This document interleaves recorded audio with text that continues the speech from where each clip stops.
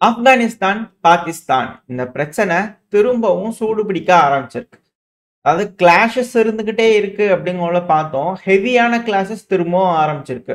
அதாவது இந்த பிரச்சனை ஆரம்பிச்சு அக்டோபர் 15 திரும்பவும் 48 மணி நேரம் சீஸ்ஃபயர போட்டிருக்காங்க. பெருசா அடிச்சுக்கிட்டே எல்லாம் பண்ணதுக்கு அப்புறமா திருப்பியும் 48 மணி நேரம் சீஸ்ஃபயர் போட்டிருக்காங்க. இந்த சீஸ்ஃபயர் போட்டதுக்கு அப்புறமா இருதரப்புலயும் மாசான பில்டப் நடந்துகிட்டு இருக்கு. ஆனா, இந்த சீஸ்ஃபயர் எதுக்கு அப்படிங்கிறது போல கேள்விகள் இருக்கு இல்லையா? பிரிப்பரேஷனுக்கா அப்படிங்கிறது போல ஒரு யோசனை இருந்தாலும், பேச்சுவார்த்தை அப்படிங்கிறது இன்னொரு சைடு நடந்துட்டு தான் இருக்கு. அதாவது என்ன காரணத்தினால பாகிஸ்தானும், ஆப்கானிஸ்தானும் இந்த அளவுக்கு அடிச்சுக்கிறாங்க? ஏன்னா, இப்ப திரும்ப வந்து பார்த்தீங்கன்னா, பாகிஸ்தான், ஆப்கானிஸ்தானுக்குள்ள காபூல் பகுதி, கந்தஹார் இங்கெல்லாம் வந்து பண்ணா பயங்கரமான ஏர் ஸ்ட்ரைக் பண்ணியிருந்திருக்காங்க. ஆப்கானிஸ்தான் பகுதிகள பிடிச்சுட்டு இருக்காங்க. பாகிஸ்தான், ஆப்கானிஸ்தான் பார்டர்ல இருக்கக்கூடிய போஸ்ட் கண்ட்ரோல்லாம் வந்து பார்த்தீங்கன்னா, ஆப்கானிஸ்தானோட கட்டுப்பாட்டுக்குள்ள வந்துட்டு இருக்கு. அதிகப்படியான ராணுவ வீரர்கள் கொல்லக்கூடிய காட்சிகள், அவங்க மேல ஏறி போற மாரியான காட்சிகள் தாலிபான் தரப்புலருந்து பிளாக் பண்றதெல்லாம் கண் கொண்டு பார்க்க முடியல. அந்த அளவுக்கு இழப்புகள் பாகிஸ்தானுக்கு நடந்துகிட்டு இருக்கு. பொருள் சேதங்கள், ஆயில் டிப்போஸ் இதெல்லாம் வந்து பார்த்தீங்கன்னா, ஏர் ஸ்ட்ரைக் பண்ணி பாகிஸ்தான், ஆப்கானிஸ்தான் மேல பண்ணிக்கிட்டு இருக்காங்க. ஏன் இந்த இரு நாடுகளும் மாறி, மாறி அடிச்சுக்கிறாங்க அப்படின்ற கேள்விகள் இருக்கு. ஆப்கானிஸ்தான் அதிகமான ஆயுதங்கள்லாம் எடுத்துக்கிறாங்க. இந்த பகுதிகள்லாம் கண்ட்ரோல் எடுத்துக்கிறதுனால, போல்டாக் பகுதி இங்கலாம் வந்து பண்ண வீடியோ பதிவுகள் வந்துகிட்டு இருக்கு. திரும்பியும் பல பகுதிகள்ல அவங்க கட்டுப்பாட்டுக்குள்ள எடுத்துக்கிட்டு இருக்காங்க. ஸோ இது ஆப்கானிஸ்தான், பாகிஸ்தான்ல இருக்கக்கூடிய விஷயம். அட்டாக் நடந்திருக்க விஷயம். ஏன் அப்படின்ற கேள்விகள் இருக்கு. இதுக்கு பின்னாடி காரணங்கள் இருக்கு. சமீபத்தில தாலிபானோட ஃபாரின் மினிஸ்டர் வந்து பார்த்தீங்கன்னா, இந்தியாவுக்கு வந்திருந்தாங்க. நம்ம நாட்டுக்கு வந்து ஒரு ஆஃபர வச்சிருந்தாங்க. ஏங்க எங்ககிட்ட ரேர் எர்த் எலமெண்ட்ஸ் இருக்கு. நெறைய விஷயங்கள் இருக்கு. உங்களுக்கே தெரியும். நீங்க இன்வெஸ்ட் பண்ணுங்க எங்க நாட்ல. இன்வெஸ்ட் பண்ணிக்கங்க. மைனிங்லாம் நீங்க பார்த்துக்கங்க. நீங்க பார்த்து வேலை செஞ்சு இருக்கவங்கலாம் எடுங்க அப்படிங்கிறது போல, நம்மள நம்பி ஆப்கானிஸ்தான் வர்த்தகத்துக்கு வராங்க. அவங்க கிட்ட இருக்கக்கூடிய ரேர் எர்த் எலமெண்ட்ஸ். ஸோ இந்த ஒரு காரணத்துக்கு தான் அமெரிக்கா அங்க இத்தன வருஷம் போராடுனாங்க. போர் தொடுத்து பார்த்தாங்க. சோவியத் யூனியன் போர் தொடுத்து பார்த்தாங்க. யாருக்குமே ஒத்து வராத இந்த ஆப்கானிஸ்தான் தாலிபான் யாரையும் எடுக்க விட மாட்டேன் அப்படின்னு சொல்லிட்டு இருந்த தாலிபான்கள், சீனா கிட்ட கூட வந்து பண்ண ஏகப்பட்ட விஷயங்கள் நாங்க அது பண்ணி தரோம், லட்டு தரோம், குலாப் ஜாமுன் தரோம் அப்படிங்கிறதெல்லாம் சொல்லி பார்த்தாங்க. யாருக்குமே ஒத்து வராத இந்த தாலிபான்கள் ஏன் இந்தியாவுக்கு அந்த ஆஃபர வைக்கிறாங்க? ரேர் எர்த் எலமெண்ட்ஸ் இது ரொம்ப ரொம்ப முக்கியம். ஏன்னா நம்மளும் இக்கட்டான சூழ்நிலையில இருக்கோம். நம்ம கிட்ட இப்போ ஒரு ஆஃபர வைக்கிறாங்க தாலிபான்கள். ஏன்னா சீனாக்காரங்க இருக்கிறாங்களே, "இங்க பாரு இந்தியா, உனக்கும் எனக்கும் 1000 பிரச்சனை இருக்கலாம். அதாவது நான் நடக்கக்கூடிய விஷயங்கள்ல முக்கியமான பாயிண்ட்ட மட்டும் எடுத்து நான் உங்களுக்கு சொல்றேன். நெறைய விஷயங்கள் நடக்கும். இதுக்கு முன்னாடி நெறைய டெர்ம்ஸ் அண்ட் கண்டிஷன் இருக்கும். இப்படித்தான் அப்படிங்கிறது இல்ல. நான் சும்மா ஒரு 5 நிமிஷம், 6 நிமிஷம் பேசுறேன். ஸோ அதுல ஒரு சின்ன பாயிண்ட் மட்டும் இம்பார்ட்டன்டான பாயிண்ட்ஸ் மட்டும் நம்ம பேசுவோம். இதுக்கு பின்னாடி இன்னும் நெறைய விஷயங்கள் இருக்கு." இதுல நம்ம தனியா டீகோட்ஸ் வந்து பண்ண தனித்தனியா இதுக்கு பின்னாடி இருக்கக்கூடிய விஷயங்கள் பேசலாம். ரேர் எர்த் எலமெண்ட் வேற, ரேர் எர்த் மேக்னெட் வேற, இது போல விஷயங்கள் இருக்கு. இந்த ரேர் எர்த் எலமெண்ட்ஸ் வந்து பார்த்தீங்கன்னா, ட்ரேட் வார் இருக்கிறதுனால பல விஷயங்கள் ஏற்றுமதிக்கு தடை பண்ணிட்டாங்க சீனா. ஸோ அதனால நம்மளுக்கும் சீனாக்கும் இருக்கக்கூடிய உறவு பாதிப்படையக்கூடாது, பிரச்சனையாகக்கூடாது. ஏன்னா, இந்த ரேர் எர்த் எலமெண்ட்ஸ்லாம் அதிகப்படியா மெடிக்கலுக்கும் யூஸ் ஆகும். மெடிக்கல் இண்டஸ்ட்ரீஸ்க்கு யூஸ் ஆகும். நம்மளோட ஃபேக்டரிஸ்க்கு யூஸ் ஆகும். உதாரணத்துக்கு டிவிஎஸ், மஹேந்திரா, பல விஷயங்கள் டாடா. ஸோ நம்மளோட நிறுவனத்துக்குலாம் வந்து பார்த்தீங்கன்னா, இக்கட்டான சூழ்நிலைகள் உண்டாயிரும். மேனுஃபேக்சரே பண்ண முடியாது. ஸோ இதனால சீனாவுக்கும் நம்மளுக்கும் வந்து பார்த்தீங்கன்னா பேச்சுவார்த்தைகள் நடக்குது. இதுல சீனா என்ன ஆஃபர் வைக்கிறாங்க அப்படின்னா, நீங்க உங்களுக்கு வேணுங்கிற rare earth elements, rare earth மேக்னெட்லாம் வந்து பண்ணா உங்களுக்கு குடுக்குறோம். ஆனா டெர்ம்ஸ்ல குடுக்குறோம். உங்ககிட்ட குடுக்கக்கூடிய ரேர் எர்த் மேக்னெட் இருக்கு இல்லையா?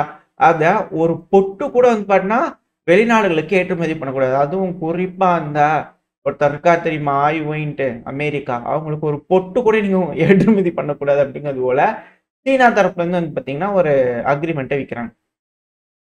அதாவது நம்மளுக்கு வேணுங்கிறத மட்டும் நம்ம உற்பத்தி பண்ணிக்கணும். வெளிய எங்கேயும் போகக்கூடாது அப்படிங்கிறது தான் டீல். ஏன் இந்த ரேர் எர்த் மேக்னெட் அதிகப்படியா பேச்சு பொருளா இருக்கு? ஏன் சீனா இதுக்கு இந்த அளவுக்கு கெடுபிடி போடுறாங்க அப்படின்னா, இந்த ரேர் எர்த் மேக்னெட்ங்கிறது நார்மலா இது போல இண்டஸ்ட்ரி, பேட்டரி இது போல பல விஷயங்கள் எலக்ட்ரானிக் காரு, ஈவி காரு இதுக்கெல்லாம் யூஸ் ஆகுது அப்படின்னாலுமே, மிசைல்ஸு, ராக்கெட்ஸு இது போல பல விஷயங்களுக்கு ரேர் எர்த் மேக்னெட் தேவை. இதுல டாமினேட் பண்றது சீனா. ஸோ, இப்போ அதோட எண்ட் ப்ராடக்ட் ரேர் எர்த் மேக்னெட்டுங்கிறது. இத நீங்க யாருக்கும் தரக்கூடாது இந்தியா. நீங்க மட்டும் வேணா வச்சுக்கோங்க. உங்களுக்கு எவ்வளோ வேணா தரோம். ஆனா உங்ககிட்ட இருந்து ஏற்றுமதி ஆகாதுன்னு ரிட்டர்ன் கேரண்டி குடுங்க. எழுதி குடுங்க. உங்கள நம்பி நாங்க தரோம் அப்படிங்கிறதெல்லாம் அவங்க தரப்பு வந்து கேட்கறாங்க. இப்போ வர்த்தகம் அப்படிங்கிறது ஆயிடுச்சு. நம்ம வர்த்தகம் பண்றோம். நம்மளுக்கு ஒரு பொருள் நம்ம ஒரு வாங்குறோம்னா, நம்ம செய்வோம். இது வந்து பார்த்தீங்கன்னா, அவங்க கிட்ட ஹோல்ட் இருக்கிற மாரி இருக்கும் இல்லையா? இதனால நம்ம யோசிச்சுக்கிட்டு இருக்கோம்.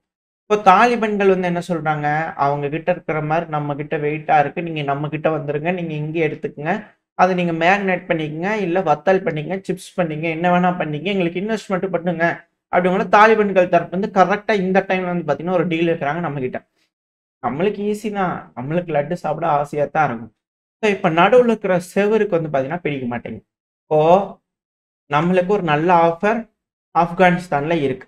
நம்ம இத ஒத்துக்கிட்டோம்னா ஆப்கானிஸ்தானுக்கு பெனிஃபிட், நம்மளுக்கும் பெனிஃபிட். நம்மளுக்கு ஈரான் வழியா வந்து பார்த்தீங்கன்னா போயிட்டு வந்துக்கலாம், எல்லாம் செஞ்சுக்கலாம், ஏகப்பட்ட விஷயங்கள் செஞ்சுக்கலாம். 2வது ஆப்கானிஸ்தான் வாகா பார்டர் வந்து பார்த்தீங்கன்னா ஓப்பன் பண்ணி விடுங்க.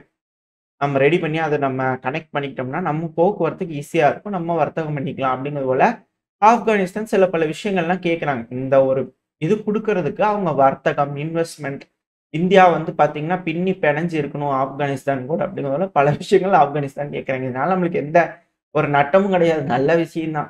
பட் இருந்தா, இப்ப நடுவுல இருக்கக்கூடிய செர்வருக்கு சிக்கல். இப்ப ஆப்கானிஸ்தான் என்ன பண்ணியிருக்கணும், ஒண்ணா அமெரிக்கா குடுத்துருக்கணும். ஏன்னா, இனிஷியல் வந்து பார்த்தீங்கன்னா, ஒண்ணு ஏ பாகிஸ்தான், இல்ல சி பாகிஸ்தான் தான் இதுக்கு. இல்ல ஏ பாகிஸ்தான் சி, இல்ல சி பாகிஸ்தான் ஏ அப்படிங்கிறது போல தான் இதுக்கு இனிஷியல் வச்சிருக்காங்க. டபுள் இனிஷியல் வச்சிருக்கக்கூடிய ஒரு நாடு. இப்போ ஏக்கும் இல்லாம, சிக்கும் இல்லாம, அதோட ஃபாதர்ஸ்க்கு இல்லாம, திடீர்னு ஒரு நாடுக்கு வந்து அது கிடைக்குது அப்படின்னா விடுவாங்களா? அதோட லீடர்ஸ், அதோட தலைவர்கள் இருப்பாங்க இல்லையா? பாகிஸ்தான்ங்கிறது ஒரு அ ஒரு ட்ரெஸ் மாரின்னு வச்சுக்கங்க. அந்த ட்ரெஸ்ஸ வந்து யார் யூஸ் பண்றாங்களோ, இப்ப அவங்களுக்கு பிடிக்கல. இப்ப அவங்க என்ன செய்வாங்க? பாகிஸ்தான் யூஸ் பண்ணி ஆப்கானிஸ்தானுக்கு கொடைக்ஷன் குடுக்குறாங்க. நம்மகிட்ட வந்து பார்த்தாங்க 4 ஊண் ஊனி விட்டோம். அதனால இப்ப ஆப்கானிஸ்தானுக்கே போலாமா? அப்படிங்கிற அந்த சைடு பார்த்துட்டு இருக்காங்க. இப்ப அழுத்தங்கள் குடுத்தா ஆப்கானிஸ்தான் நம்மகிட்ட வரமாட்டாங்க இல்லையா? அந்த ஒரு காரணங்கள்னால நம்மளும் ஆப்கானிஸ்தான் நெருங்கி உறவாடக்கூடாது அப்படிங்கிறதுக்காக இந்த போர் வருது அப்படிங்கிற சில அனலிஸ்ட் வந்து கருத்துக்கள் இருக்கு. ஆப்கானிஸ்தான் இதெல்லாம் கேட்கிற மாரி இல்ல. அதான் முதல்லயே பார்த்தது தான். ஆப்கானிஸ்தான் வரைக்கும் கேஸ் வந்துருச்சு அப்டின்னா, பாகிஸ்தான மட்டும் 4 ஊனி, நீங்க பாதி எடுத்துக்கங்க, நம்ம பாதி எடுத்துக்கலாம். 2 பேர் ஜாயிண்ட் அடிச்சுட்டோம்னா, பார்டர் கனெக்ட் போட்டோம்னா, எல்லா வேலைகளும் பார்த்துக்கலாம் அப்டிங்கிறது போல ஒரு ஆஃபர் இருக்கு. ஸோ வெயிட் பண்ணி பார்ப்பேன். இந்த ஆப்கானிஸ்தான் பிரச்சனை இன்னும் முத்தி போச்சு அப்டின்னா, அதுக்கான காரணங்கள் தெரிஞ்சிரலாம். 2 பேரும் சேர்ந்து 2 அப்பா பண்ணோம்னா கரெக்ட்டா எல்லாம் கிளியர் ஆயிரும் அப்டிங்கிற மாற்று கருத்துல இது ஒரு நல்ல ஆஃபரா தான் தெரியுது ஆப்கானிஸ்தான் வச்சிருக்கிறது. ஸோ வெயிட் பண்ணி பார்ப்போம். ஏன்னா ஆப்கானிஸ்தானுக்கு நம்பகத்தன்மையான ஒரு நாடு வேணும் இல்லையா? ஸோ அதுக்கு இந்தியா அப்படிங்கிறது போல அதுக்கு கண்ணுக்கு தெரியுது. அதனால நம்மகிட்ட வந்திருக்கிறாங்க. வெயிட் பண்ணி பார்ப்போம். இது எந்த அளவுக்கு இருக்க போது, ஆப்கானிஸ்தான் எந்த அளவுக்கு இந்த ஃபீல்டுல டாமினேட் பண்ண போறாங்க. நம்ம எந்த அளவுக்கு உதவ போறோம், இல்ல நம்ம வேடிக்கை மட்டும் தான் பார்க்க போறோமா, என்ன நடக்கும்லாம் பார்த்துடலாம். உதவும். இத பத்தின உங்களோட கருத்துக்கள் என்ன? நீங்க சர்ச் பண்ணி பார்த்தீங்கன்னாலே தெரியும். இந்தியாவுக்கு ஆப்கானிஸ்தானுக்கு இருக்கக்கூடிய அந்த உறவு என்ன? ஏன் அவங்க வந்தாங்க? என்ன பேசியிருக்காங்க? என்ன ஆஃபர் வச்சிருக்காங்க? இதெல்லாம் நீங்க கேதர் பண்ணீங்க அப்படின்னா, உங்களுக்கு அடுத்தடுத்து தெரிய வரும். இந்த பிரச்சனைக்கு பின்னாடி இருக்கக்கூடிய விஷயங்கள் இதுதான் அப்படிங்கிற சில அனலிஸ்ட்டோட கருத்துக்கள் இருக்கு. ஏன்னா, அதுக்கப்புறம் தான் பாகிஸ்தான் இப்போ வெறியேறி போய் ஆப்கானிஸ்தான் அடிச்சிட்டு இருக்காங்க. நம்மள எதுவும் செய்ய முடியாது. ஸோ, அதனால ஆப்கானிஸ்தான் போய் அடிச்சிட்டு இருக்காங்க. ஸோ, இதோட அவுட்புட் என்ன வருது அப்படிங்கிறது பார்த்துடலாம். ஆப்கானிஸ்தான் ஜெயிக்க போறாங்களா? சாவர்னிட்டி அவங்களோட பொருள். அவங்க யாருக்கு வேணாலும் விக்கலாம். அவங்களோட ஒரு பொருள். இதே தான் ரஷ்யாவுக்கும் பிரச்சனையா இருக்கு. ரஷ்யாவோட பொருள் யாருக்கு வேணாலும், எந்த விலைக்கு வேணாலும் விக்கலாம்.